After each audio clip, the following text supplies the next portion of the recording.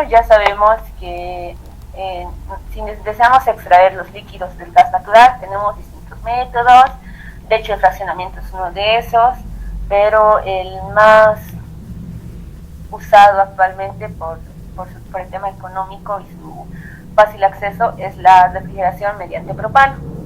Entonces, cuando nosotros tenemos una corriente de gas natural, sabemos que esta tiene componentes líquidos que tienen alto valor, y para poder aprovechar al máximo los componentes líquidos podemos refrigerar el gas.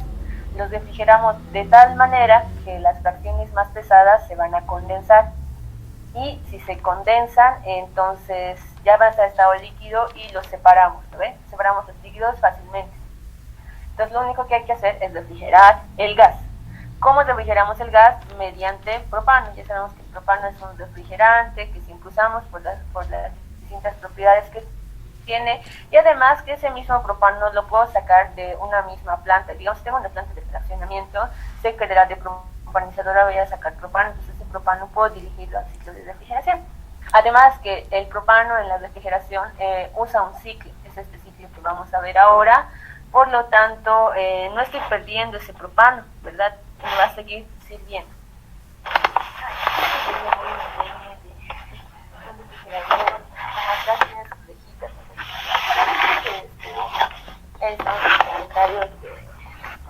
Es un tendedero para la sopa, es para que pongas tu ropa cuando la has lavado y quieres que seque rápido.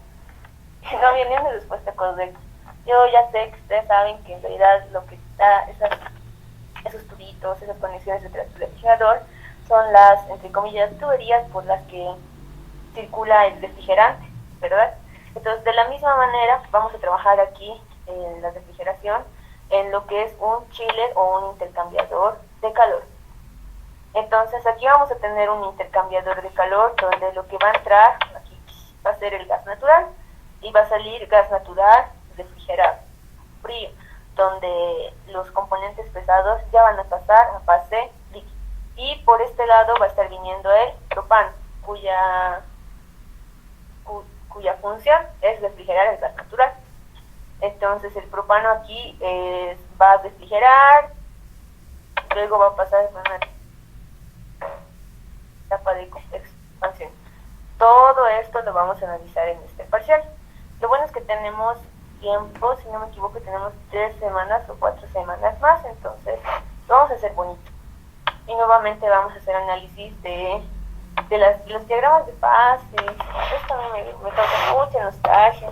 Creo que algunos pasaron conmigo reservorios y hemos visto estas gráficas de fases donde era presión versus temperatura. Ahora van a ser presión versus entalpía, pero se sigue manteniendo los mismos puntos: el punto cricondembárico, el punto crítico, el punto cricondentérmico, la temperatura de burbuja, la curva de la temperatura de burbuja, la curva de temperatura de rocío, igual.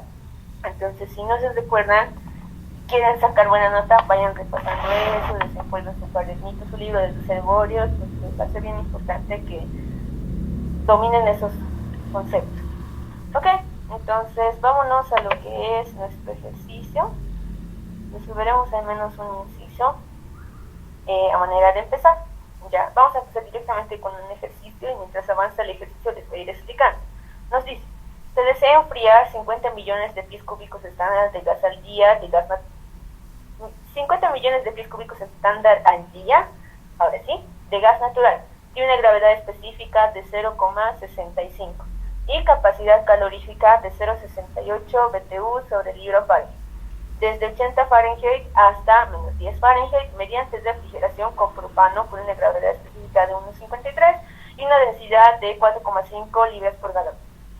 De la masa de gas que entra al chiller se condensa el 1,8% y su calor de vaporización es de 200 BTU por litro. El chiller de propano opera de menos 20 a 60 Fahrenheit. Hallar el trabajo del chiller, la fracción líquido-vapor, el flujo de refrigerante líquido y el flujo de refrigerante gaseoso. Entonces, empecemos. Solución. Una breve introducción teórica. Ya, esto lo he hecho bien bonito con animaciones, así que pónganme mucha atención. Si entienden esto, entienden todo el ejercicio, todo este parcial. ¿Ya? Entonces, el propano va a ser el refrigerante. El propano va a refrigerar al gas natural, lo va a enfriar. Entonces, el propano va a seguir un ciclo que va a seguir de la siguiente manera. Vamos a empezar en el punto B.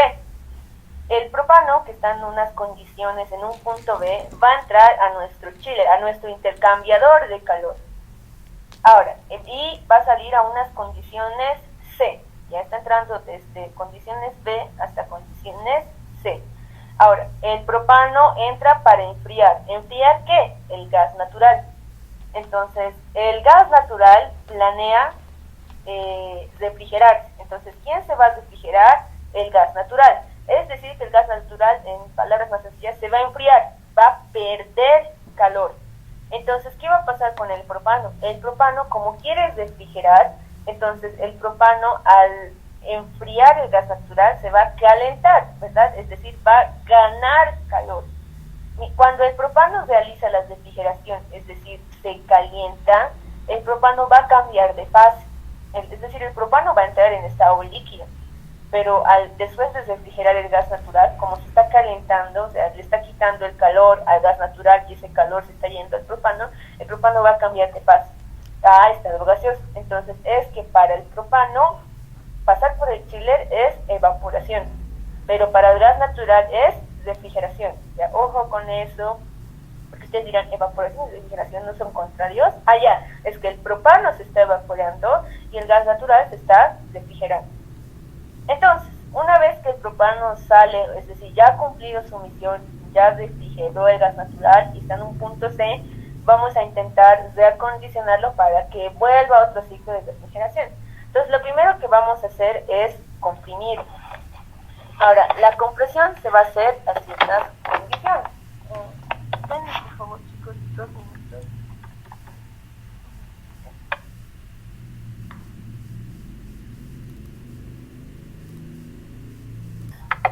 Ya, entonces, en la primera etapa que va a pasar, por la que va a pasar el propano, después de haber realizado la refrigeración, va a ser una compresión. Ahora va a entrar a la compresión desde el punto C y va a salir a un punto D. ¿Qué es lo que está pasando en la compresión? Como indica su nombre, se va a comprimir. ¿Qué es comprimir? Significa que la presión va a incrementar. Pero no solo eso, la temperatura también va a incrementar. Espero que estén tomando apuntes, chicos. Es bien importante. Otra vez, la presión incrementa, la temperatura incrementa. Ahora, el incremento de la temperatura no es de cualquier temperatura inicial a cualquier temperatura final. El propano en todo su ciclo se va a mover en 2 isotermas, 2 temperaturas muy importantes.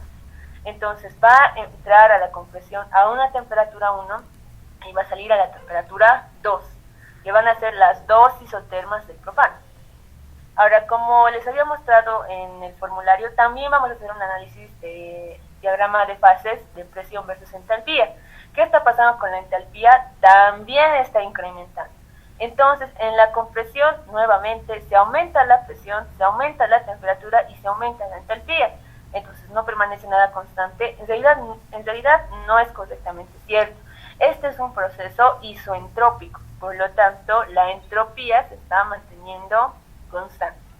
Ok, dicho eso, ya se produjo la compresión, se aumentó la presión al propano de tal manera que se aumenta la presión al propano, pero este propano todavía va a seguir en estado gaseoso, ya no va a entrar a estado líquido, sigue siendo gas. Entonces vamos a pasar, justamente para que vuelva a ser líquido, vamos a pasar por una condensación. Ya, entonces, ¿qué va a pasar en la condensación? El propano va a entrar de un punto D y va a salir a un punto A. Entonces, en la condensación, esta condensación se va a hacer a presión constante, a temperatura constante y ante una disminución de entalpía. Es decir, la condensación se va a hacer en un proceso isobárico e isotérmico, donde, como se está condensando, el propano que estaba totalmente en fase gaseosa va a pasar a fase líquida. Todo el propano que era gas se va a volver propano líquido, porque es condensación, ¿no? Entonces, una vez que ya nuestro propano está nuevamente condensado, está en fase líquida, vamos a pasar por una válvula Joule-Thomson, es decir, vamos a hacer una expansión para cerrar el ciclo. Entonces, a la expansión va a entrar el propano de un estado A y va a salir de un estado B, el mismo estado con el que va a entrar a la refrigeración nuevamente. Entonces, ¿qué está pasando en la expansión? Se va a disminuir. ¿Cómo es expansión? Significa que la presión se va a disminuir, la temperatura también se va a disminuir.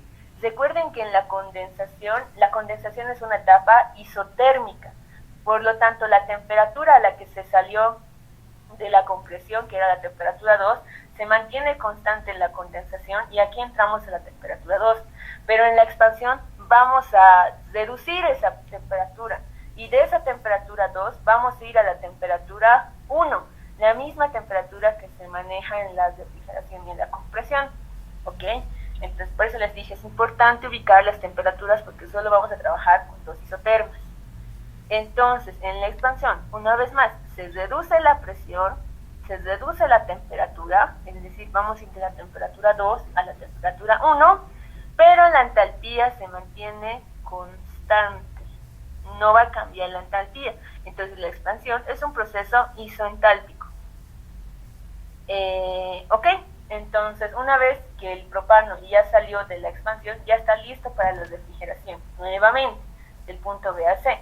Ahora, enfocándonos netamente en el propano, ¿qué está pasando en la refrigeración? Bueno, como tal, el gas natural se está refrigerando, el propano se está evaporando. Entonces, en la evaporación, esta se hace a una presión constante, a una temperatura constante, que va a ser la temperatura de salida de la expansión, es decir, la temperatura 1, y lo único que se hace es que se incrementa la entalpía, ¿ya? Entonces la refrigeración, o mejor dicho, la evaporación del propano es un proceso isobárico e isotérmico donde se incrementa la entalpía. Tienen que dominar todo lo que acabo de decir, ¿okay?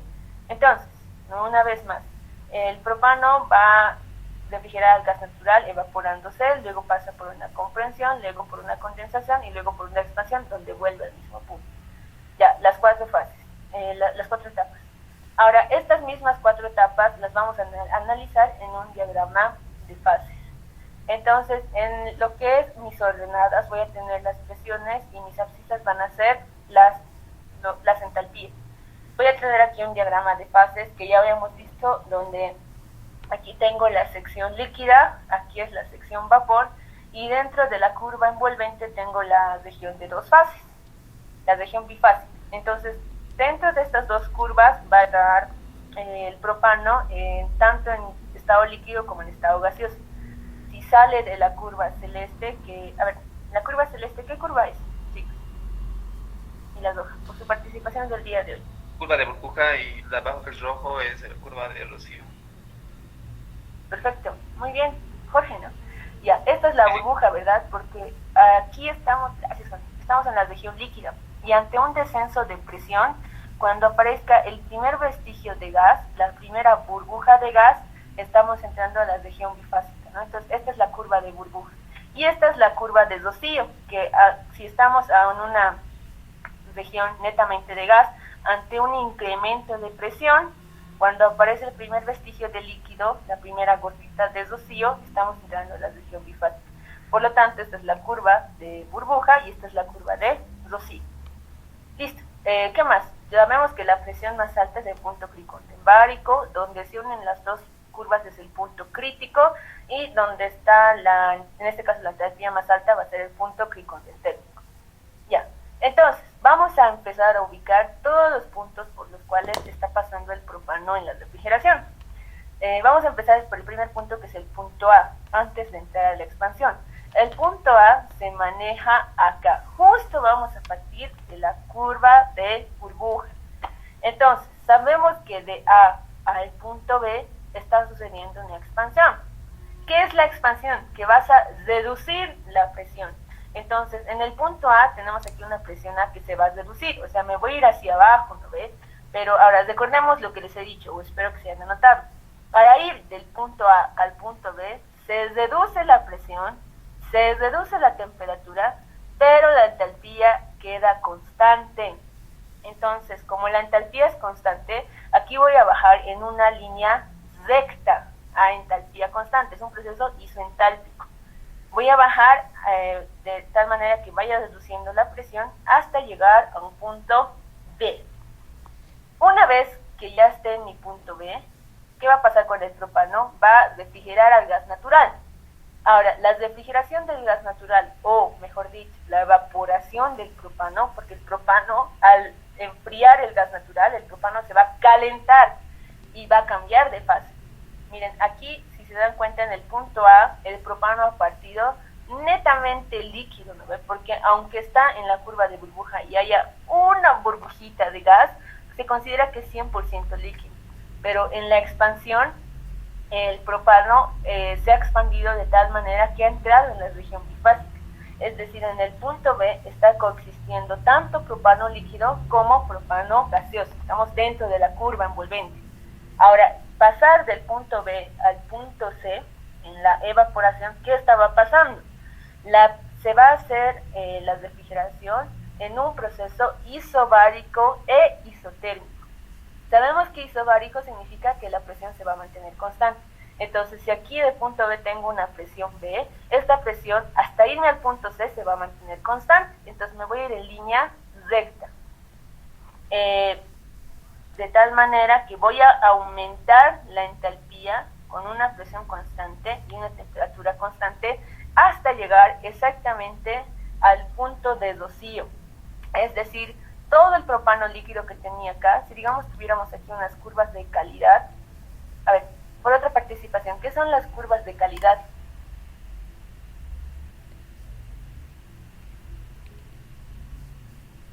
Es el porcentaje de líquido vapor existente dentro de la curva envolvente. Exacto, muy bien. Entonces recuerda, Jorge, yo algún día les enseñé eso. Dentro de la curva envolvente hay unas curvas de calidad que me indican el porcentaje específicamente del líquido, ¿no ve? Entonces, la presión de burbuja, si fuera una curva de calidad, sería la curva de calidad de 100% líquido. Y la curva de rocío sería la curva de calidad del 0% líquido, porque ya todo es gas. Entonces, imaginemos que aquí el punto B, digamos, está en la curva de calidad del 90%. Y va a atravesar muchas curvas de calidad hasta llegar a la temperatura de rocío, donde ya no hay nada de líquido. O sea, todo el propano se va a evaporar. Por eso para el propano es evaporación. Va a pasar completamente a estado gaseoso. Ya no va a haber nada de líquido. Y cuando ya no hay nada de líquido, ya hemos llegado al punto C. Entonces, del punto C, ¿qué va a pasar después? Lo vamos a comprimir ese propano porque ya cumplió la refrigeración. Entonces, ahora lo que tengo que hacer es asegurarme de volver al punto A. Lo primero que hago es una compresión. Ahora, ¿en qué condiciones se daba la compresión? Hemos dicho que va a incrementar la presión. Entonces, la presión que tengo acá tiene que incrementar. Va a incrementar la temperatura. Ahorita vamos a analizar temperaturas, todavía no. Y también va a incrementar la entalpía. Entonces, aquí no voy a subir en línea recta, como del punto A al B. La entalpía va a incrementar.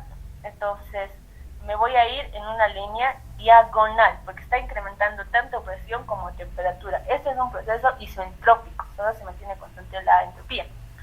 Entonces, voy a aumentar presión y entalpía en la compresión, de tal manera que voy a llegar a la misma presión a la que estaba el punto A, llegando a un punto D.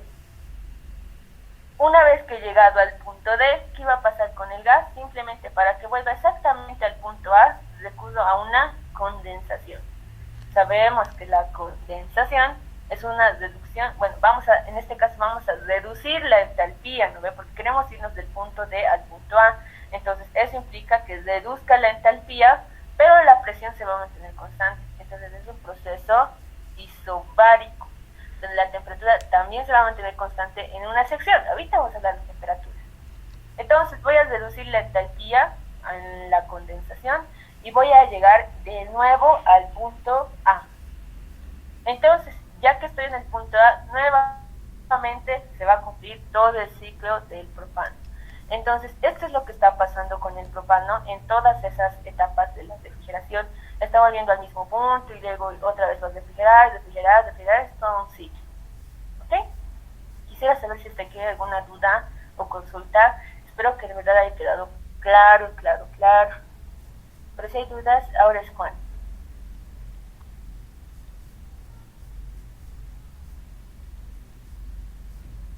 Ya. Si no hay dudas, continuamos. Entonces, dicho eso, ¿qué es lo que yo quiero que sepan? Bueno, todo lo que he dicho hasta ahora es importante. Pero también, ¿por qué ubicamos los puntos en un diagrama de fases? Porque es importante analizar qué cambios o en qué fases se está encontrando el propano en cada punto. Por ejemplo, en el punto A el propano es netamente líquido. En el punto D y en el punto C, el propano es netamente gaseoso. Entonces, el único punto en el cual el propano está tanto en estado líquido como en estado gaseoso es el punto B. Por eso ese punto es bien importante y es donde más cálculos vamos a hacer.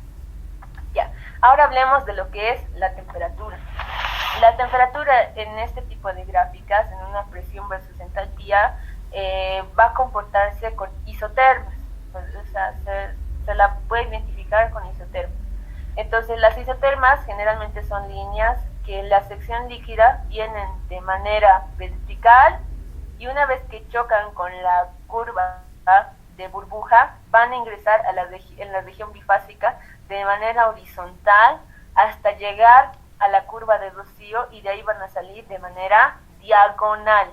Ya, no sé si se nota mucho, espero que sí. Ahí tenemos unas líneas punteadas, esa es una isoterma. En toda esa línea hay una temperatura. Y entonces aquí viene de manera vertical, entra al diagrama de fase de manera horizontal y luego sale de manera diagonal. Esa es la temperatura 1. Ya entonces podemos ver que el punto B y el punto C están pasando por esa isoterma, por la temperatura 1. Por eso también les decía que del punto B al punto C, de B a C, que es la evaporación del propano, es un proceso isotérmico, donde la temperatura se está manteniendo constante. ¿Qué temperatura? La temperatura 1. Ya, pero ¿qué está pasando con el punto A y con el punto D? Lo mismo, van a tener su misma isoterma. Ya, pero aquí hay una cuestión. Recordemos que la isoterma llega a la presión de burbuja, se mete en horizontal y una vez que llega a la curva de rocío se sale en diagonal. Entonces, para que el punto A y el punto D tengan la misma temperatura, tengo que ubicar un punto de auxilio, que le voy a llamar D'. Entonces, va a ser el punto D a la misma presión, pero con una disminución de entalpía, de tal manera que entre en la región bifásica, ya que entre a la curva de rocío. Ese punto auxiliar, igual vamos a calcular cuánto vale la entalpía ahí, a qué presión es, a qué temperatura está trabajando. Bueno, la temperatura no, como ya he ubicado ese punto en mi diagrama de fases, yo sé que por ahí va a pasar otra isoterma, la isoterma de la temperatura 2. Entonces, al punto A estamos ingresando a una temperatura 2, entramos en línea horizontal y salimos aquí de manera diagonal con la temperatura 2. Entonces, tanto el punto A como el punto D' están trabajando a la misma temperatura, son puntos isotérmicos. Es decir, del punto D' al punto A, vamos a nuestro gráfico, del punto D al punto A, la condensación es un proceso isotérmico. Isotérmico en una sección, ¿no ve? En esta sección de A a D' es isotérmico, pero de D a D' no es isotérmico, ¿no ves? Voy a estar recorriendo otras isotermas. Ese es el punto del cual tengo que cuidar, y el ingeniero les va a explicar mucho mejor la parte teórica, esto es porque no puede haber un ciclo perfecto, de tal manera que sí o sí entre de la isoterma 1 a la isoterma 2, el ingeniero les va a explicar mejor. Yo les estoy explicando lo más importante, bien que son. Listo, entonces estos van a ser los 5 puntos que necesito ubicar bien para resolver cualquier ejercicio de refrigeración.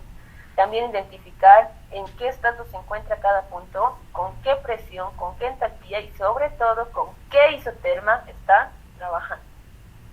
Bueno, empezaremos entonces con las resoluciones de este ejercicio, al menos haremos el inciso A. Entonces, el inciso A nos estaba pidiendo el trabajo del chile. Entonces, a manera de que sepan el manejo de su formulario, les voy a seguir. ¿ya? Aquí en su formulario, que sí se los va a subir al Classroom, está el ciclo del propano, es la misma gráfica que lo hice en Paint. Y aquí está la gráfica presión versus entalpía, los mismos puntos, las mismas isotermas. Ya, entonces, justamente aquí están las ecuaciones que yo necesito para hallar el trabajo del chile. Entonces, la condición, esto está mal, ya no es la condición encima, es para el gas natural. Nosotros sabemos que el chiller, aquí está nuestro chiller, nuestro intercambiador de calor, este de acá, que el intercambiador de calor está recibiendo dos fluidos, ¿verdad? Por un lado el gas natural y por otro lado el propano. El propano se está evaporando y el gas natural se está refrigerando. Sabemos que la refrigeración es un descenso de temperatura. ¿Y cuál es el objetivo de la refrigeración? Es separar los líquidos del gas natural. O sea, queremos que una sección del gas natural, obviamente no todo, ¿no? Solo las fracciones más pesadas se condensen.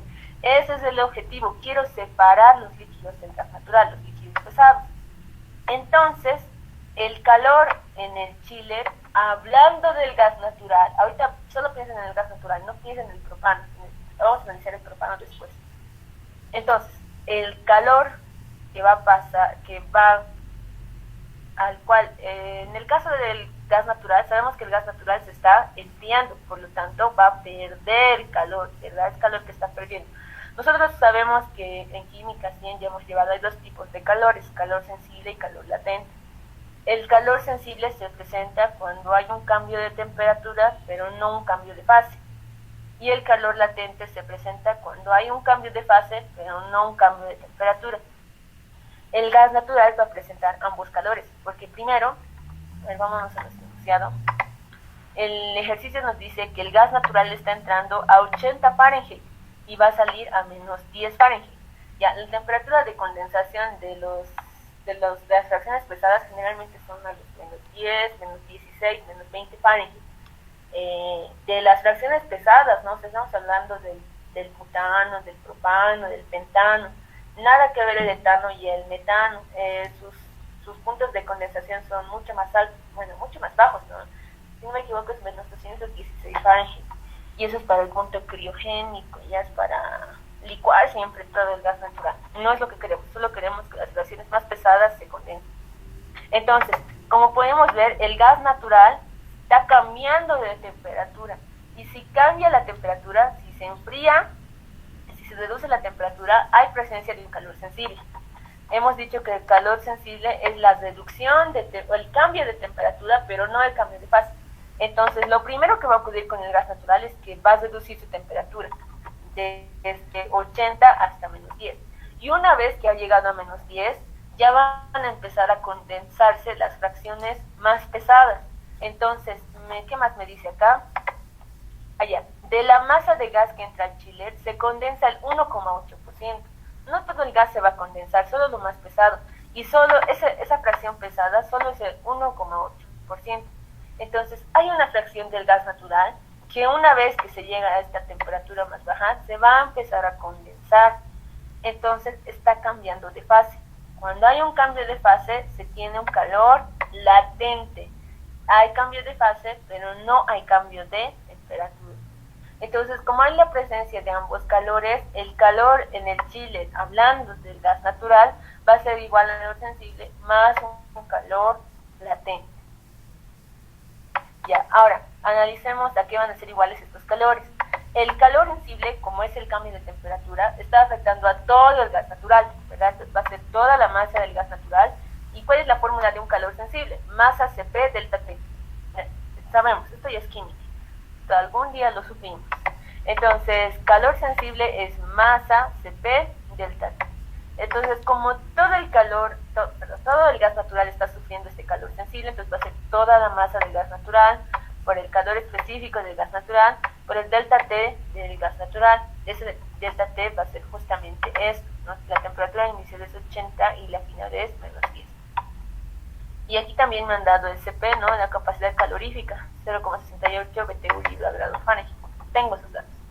Y ahora, pero el calor latente, que sabemos que es el calor que se presenta por el cambio de fase, no se va a aplicar a todo el gas natural.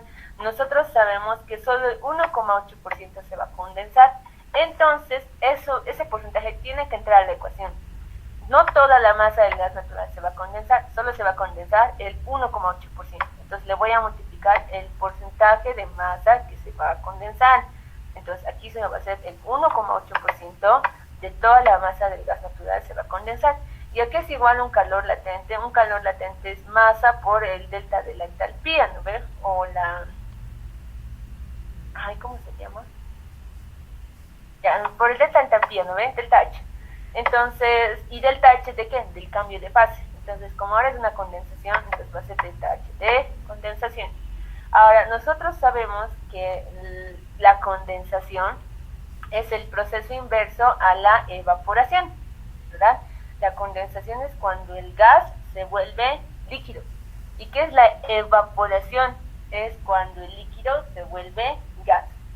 Entonces, si queremos hallar calor latente, también se dice calor latente de fase, sabemos que como la condensación es el proceso inverso de la evaporación, simplemente sus calores latentes o sus entalpías latentes van a ser inversos, ¿no ve? Es decir, delta H de condensación es menos delta H de vaporización. ¿Por qué les doy este dato? Porque la mayoría de los ejercicios no nos van a dar delta H de condensación. Lo que nos van a dar es el calor de vaporización. O sea, aquí nos han dado delta H de vaporización, o de ebullición, o de evaporación. Ya son sinónimos. La cosa es que el líquido se vuelve gas. En nuestro caso, el líquido no se está volviendo gas. Al revés, el gas se está volviendo líquido, se está condensando. Entonces tengo que aplicarle aquí un signo negativo y recién se va a volver delta H de condensación. Ojo con eso. Ya, y eso nomás sería, una vez que haya dado todo el calor del chile para enfriar el gas natural y que se condense esta fracción de pesados, ese es el trabajo en chile. ¿Ok? Entonces solo hay que aplicar esta ecuación, pero aquí la cuestión es que no tengo la masa. Yo necesito la masa del gas natural, tanto para el calor sensible como para el calor latente. Entonces, ¿de dónde voy a sacar esa masa? Ahí vienen mis factores de conversión. No tengo la masa del gas natural, pero sí tengo el flujo, sí tengo el caudal, es 50 millones de pies cúbicos estándar. También tengo su gravedad específica. Eso. Entonces, con esos datos necesito yo hallar la masa del gas natural. ¿Cómo lo voy a hacer? Entonces, lo primero que necesito es el peso molecular, porque ahorita estoy con un caudal, ¿no ve? Y el caudal es volumen sobre tiempo, es un flujo volumétrico. Y ahora yo quiero masa. ¿Cómo me voy de la masa, del volumen a la masa con la ecuación de estado? Y para eso necesito saber el peso molecular del gas natural. Entonces, yo voy a usar para eso la gravedad específica. Sabemos que la gravedad específica es la densidad del gas sobre la densidad del fluido patrón del estado en el que se encuentra. Como estamos hablando de gases, sería sobre la densidad del aire. Pero como estamos hablando de gases, si reemplazo en esa relación la ecuación de estado, Pavol-Vatón, si están a las mismas presiones, temperaturas y la misma constante R, y de hecho lo pongo en función del peso molecular, llegaría a que la gravedad específica también es la relación de pesos moleculares cuando hablamos de gases. Ojo con eso, no olviden esos valores, bien, esas ecuaciones tan básicas pero tan importantes, porque yo me recuerdo que en el anterior semestre, creo que era igual, no era este parcial, tenían lo que es densidad tenían el peso molecular de un fluido líquido, ya, era líquido, era una fracción líquida, y querían multiplicarle la gravedad específica así del agua, porque es líquido, y ya tendrían el peso molecular del fluido, ¿no? Y yo decía, no, esto está mal, y me decía, no, ¿por qué? Porque es líquido. Sí, por eso es el peso molecular del agua. Y decía, no se puede, ya, la gravedad específica por definición es relación de densidades. Sí podrías aplicarlo con densidades a líquidos, pero la extensión hacia pesos moleculares solo es porque son gases y porque nos ayudamos de la ecuación de estado. No pueden aplicar esta ecuación para líquidos, ojo con eso. Aunque le pongan peso molecular del agua, no se puede, se tiene que quedar así o sin densidad. Ojo con eso, se les está avisando. Entonces, el peso molecular del gas natural sería la gravedad específica del gas natural por el peso molecular del aire. La gravedad específica del gas natural es dato, y el peso molecular del aire también lo sé de memoria. Entonces tendría que el peso molecular del gas natural es 18,824 libra-mol. trabajando en unidades inglesas. ¿Ok? Una vez que ya tengo el peso molecular del gas natural, pueden usar pavo latón, o en mi caso lo voy a hacer con factores de conversión. Yo sé que el caudal que está entrando de gas natural es 50 millones de pies cúbicos estándar día. Entonces, como es 50 millones, sería 50 por 10 a la 6 pies cúbicos estándar al día. Ahora, voy a usar aquí lo que es el valor del volumen específico de un gas natural. Igual me recuerdo, hemos llevado un reservorio. Esto es el valor, es cuánto espacio va a ocupar un mol, o en este caso, como estoy trabajando en libras inglesas, una libra mol de cualquier gas natural. Entonces, en la ecuación de estado, PV es igual a NRT. Si quieren una libra mol, entonces N es igual a 1, reemplazan las condiciones estándar. Ya conocemos la presión estándar, 14,7 psi, conocemos la temperatura estándar, 60 Fahrenheit o 520 Rankine, reemplazan esos datos y hallaríamos que una libra mol a condiciones estándar, así, de cualquier gas, siempre va a ocupar 379.6 pies cúbicos estándar. Ya, este es el volumen específico. Simplemente en la ecuación de estado estamos reemplazando las condiciones estándar y queremos hallar el volumen que ocuparía una libra mol. ¿Ok? Ya estoy segura que han visto este valor, no voy a entrar en más explicaciones. Entonces, pies cúbico estándar con pie cúbico estándar se va a ir, entonces ya estaría trabajando en moles. Ya que estoy en moles, ya puedo usar el peso molecular del gas natural. Yo sé que 18,824 libras ocupan una libra mol de gas natural. Libra mol con libra mol se va. Y ya estoy trabajando en libras. Eso es lo que quería, ¿no? Quería la masa. Ahora, de la misma manera que hemos visto en el primer parcial, el flujo, de hecho igual en el segundo, el flujo másico que voy a hallar, porque en realidad no es masa, no es un flujo másico, porque está en función del tiempo. Tiene que estar en horas, ¿ya? No voy a trabajar en días. Automáticamente al darme millones de pies cúbicos estándar día, la última D significa día, es que este flujo está en función de los días. Yo tengo que trabajar con la masa en función de las horas. Entonces yo sé que un día tiene 24 horas. Día con día se va y tendría ahora sí que la masa del gas natural es 103.310.502 libras por hora. Masa entre comillas, en realidad es un flujo másico porque está en función del tiempo. Ya, listo. Entonces, una vez que ya tengo la masa del gas natural, ya puedo reemplazar en mi ecuación, ¿no? Hemos dicho que el trabajo del chile, aquí el gas natural va a sufrir, hablando del gas natural, eso es importante recalcar porque luego vamos a trabajar con el mismo trabajo del chile, pero hablando del propano. Entonces, en el caso del gas natural, va a sufrir dos calores, tanto uno sensible como uno latente, ya lo explicamos. El sensible es masa Cp delta T y el latente es masa por delta de condensación, delta H de condensación. Pero como no toda la masa de gas natural se va a condensar, entonces le multiplico en porcentaje de condensación. Ahora sí, como ya tengo la masa, ya tengo todo, entonces voy a reemplazar mis datos. La masa de gas natural es lo que acabo de hallar, Cp del gas natural me han dado 0,68, delta T, el ejercicio me decía que el gas natural está entrando a 80 Fahrenheit y va a salir a menos 10, está enfriando. Nosotros sabemos que delta T es temperatura final menos temperatura inicial, entonces va a ser menos 10, menos 80 Fahrenheit. Ya, analicemos unidades. Eso es importante porque puede que les den el calor específico del gas natural en otras unidades. Miren acá, Fahrenheit como Fahrenheit se va a ir, aquí no es necesario trabajar en grados absolutos. De todas maneras sabemos que los deltas tanto en Fahrenheit como en Rankine son iguales.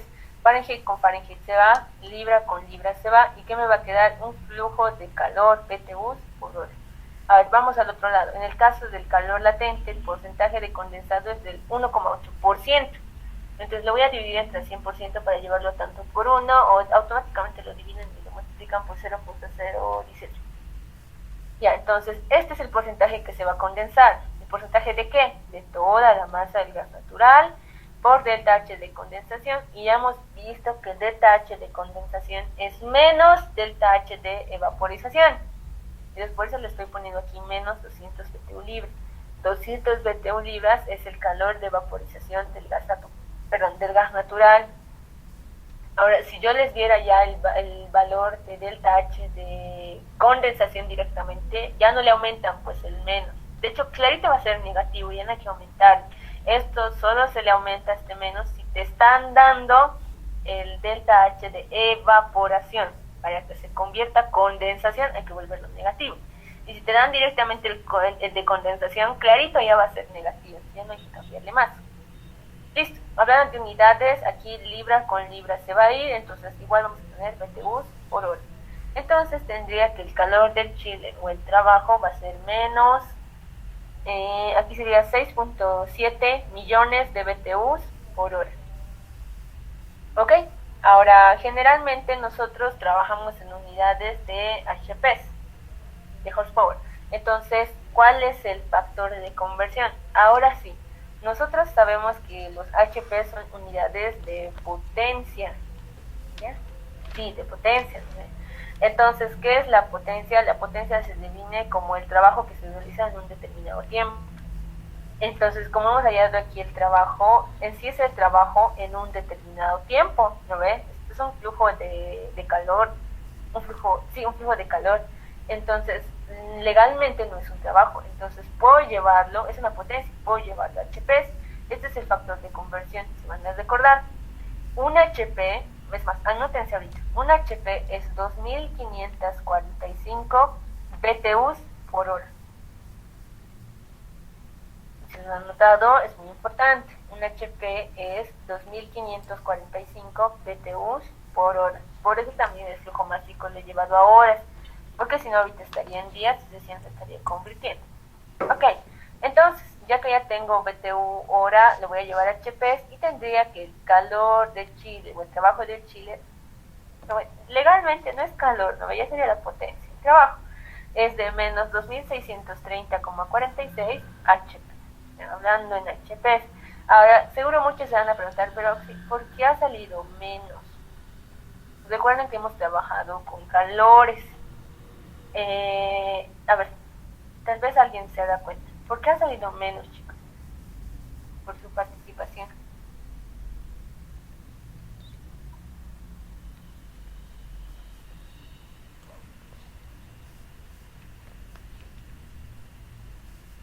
¿Nadie? ¿Nada? No. ¿Alguien? Es porque está perdiendo calor. O sea... Exactamente. Sí. ¿Quién era, perdón? ¿Carmen? Sí, Carmen. Ah, ya, súper. Perfecto, muy bien, Carmen. Exacto, la respuesta era bien sencilla. Recuerden que en el intercambiador de calor, quien va a ganar calor es el propano. Y el gas natural se está enfriando, por lo tanto está perdiendo calor. Cuando se pierde calor, ese calor es negativo, porque está perdiendo calor. Eso nomás es, ¿ya? Si quieren le podemos quitar el menos, igual va a ser el trabajo del chile. Como hemos trabajado específicamente con el gas natural, nos ha salido el valor negativo. Si trabajáramos con el propano, nos va a salir el mismo calor, pero en positivo. ¿Por qué? Porque recuerden que en un intercambiador de calor, calor ganado es igual a menos calor perdido. Entonces el valor numérico es el mismo, simplemente el signo cambia. ¿Por qué? Porque el gas natural está perdiendo este calor. Ok, muy buena respuesta. Entonces hoy la participación la tengo desde Carla y Jorge. Ya chicos, entonces esta es la respuesta de nuestro primer inciso. Para el segundo inciso necesito hablarles de tablas, gráficas, entonces todavía no lo vamos a hacer. También ya va a ser 2 de la tarde, la clase va a concluir acá. ¿Okay? Les voy a ir subiendo el formulario para que ya lo tengan impreso.